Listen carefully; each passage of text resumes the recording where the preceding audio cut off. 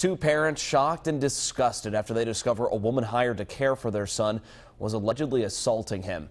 Take a look at the suspect right here. Cranston police arrested her after they viewed video showing her apparently physically abusing the disabled young man. Eyewitness News reporter Kelly Sullivan has the details. Well, the couple used and trusted this nursing service for 5 years, but police say when the couple saw their son being allegedly abused by the caretaker over surveillance video, they rushed home and confronted her. What was supposed to be a relaxing dinner date turned out to be a nightmare for one Cranston couple.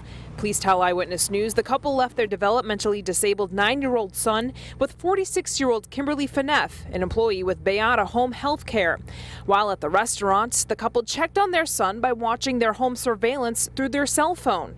What they allegedly saw next was disturbing. The police report says, quote, the video shows Phaneuf grabbing the bedridden child's left arm while shaking and twisting it. The alleged abuse continued as the report says the caretaker was then, quote, grabbing the child's head and the side of his body at the same time, pulling him up into a 90-degree position and then slamming him down on his back on 3 occasions. When the couple rushed home and confronted Phaneuf, the report claims the caretaker didn't deny the allegations, nor did she offer any explanation. But Beata is offering up this explanation, saying, quote, we take these allegations very seriously and are cooperating fully with the investigation. It also added, quote, when Ms. Phaneuf was screened for hiring, nothing in her past disqualified her for a position as a home health care nurse. Eyewitness News, is Kimberly here? We tried talking to Phaneuf, but she wasn't home. The boy was treated at Hasbro Children's Hospital for several injuries, including a blood spot on his left eye.